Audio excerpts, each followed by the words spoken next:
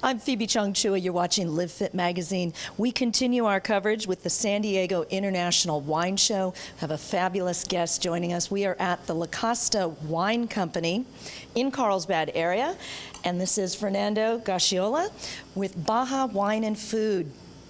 What a wonderful array of different wines that you're bringing in. I think a lot of folks might be saying, where's the beer? Where's the tequila? Absolutely. I mean, first of all, thank you so much for having me. I'm very excited to be part of the San Diego Wine Show. And yeah, I mean, you usually relate Mexico with tequila, with beer and food, of course, but wine, But yeah, we've been making wine for almost 5 centuries. Wine in Mexico came through the Spaniards, and the oldest winery is in Mexico and still active. It's from the 16th century. So yeah, we usually don't relate wine with Mexico, but yeah, we do produce wine, and it's right there across the border. So it's like an hour and a half from San Diego. Yeah, it's an easy trip and a lot of great tasting wines. In fact, you're going to have some at the show coming up April 26th and 27th at the Mar Paddock. Tell us a little bit about the wineries that'll be there. Absolutely. Well, we're bringing a whole array of wines from Baja. And there is one winery that supported us last year. It was Alximia, and they're bringing their fabulous wines. Manuel and Alvaro Alvarez, they are great, people, family-owned vineyard, and their wines are exceptional. They are one of the best experimental proposals in Guadalupe Valley. Even the winery, when you look at the winery, and you will look at the winery, it's amazing. It looks like a spaceship. Well, we're looking at the pictures now, and it's beautiful. I mean, it's just worth going there just to have a look at the winery.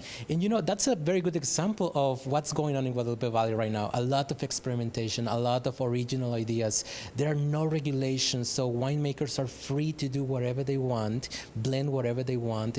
With different microclimates, with different grape varietals. Winemakers have a lot of colors, in their palette, and they can paint whatever they want, How is the flavor and the taste of it different? It's a great question. I would say you expect something different. Because if you're expecting wines from the old world or wines from California, then you're going to be disappointed because these wines are different. And the reason they're different is because they come from a different region, different soil, different climate, different winemaking style. So that changes everything. Also the blends, like I was telling you about, the experimentation going on. So different, but good. So I would say be open, try them and try to find the ones that you like, which is most important, right? I mean, I can tell you which one is my favorite. That doesn't mean it's going to be your favorite. I can tell you something. There are good wines, high quality wines, artisan, coming from family-owned boutique wineries, which makes them more personal, I would say. People put their passions and their personal care into the whole winemaking process, which you can notice when you taste them. So it's a very low production. The volumes are in the 5,000 cases a year, so it's very small wineries. There are 93 wineries now, plus. Wow. Yeah, there are many wineries now where 30 years ago there were 3 or 4. Now there are 93. So it's a huge expansion, huge explosion in the wine country. In Guadalupe? Yes. Well, Guadalupe Valley, being one of the valleys, we try to call it, the wine country, the Baja wine country, because there are several valleys. Guadalupe Valley is the largest, most well-known, but we have south of Ensenada, San Vicente Valley, Santo Tomas Valley.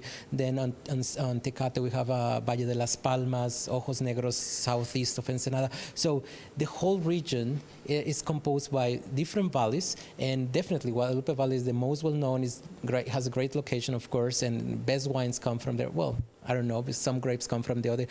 They're blending valleys. The grapes coming from different microclimates, which is very interesting too.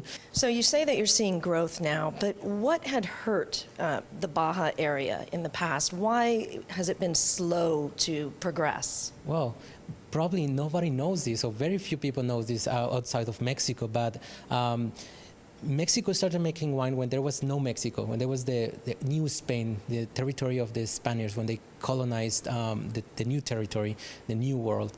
Obviously, they brought their culture. Spaniards brought their vines, they brought their taste for their own wine, making their own wines, their own grapes, their own varietals. Also, at that time, it was safer to drink wine than water. And for the Holy Mass, since they brought the missionaries to try to convert the natives into the Catholic religion, they had to celebrate the Mass with wine. So it was part of their culture. So what happened? Why it never picked up, and why is not Mexico a world-known wine country, right? Well, in 1595, the King Philip II from Spain, he passed a prohibition law to make wine in Mexico. Why? Because it became so good, the wine became so good and increasing quantities, volumes in Mexico, that it started to hurt the wine merchants from Spain, exporting wines into the New World. So there was a prohibition, vineyards were destroyed, and that affected really bad, the whole industry. Tequila and beer picked up very well, and they're famous, but there is a renaissance of Mexican wines in the last 30 years, I would say. I mean, look at us. I mean, 3, 4 wineries, and now 93, and growing. Every year we produce more wines and better quality wines. Like, I know before in the 70s and the 60s, the wines were not really good, more table wines, but now it's more boutique premium wines.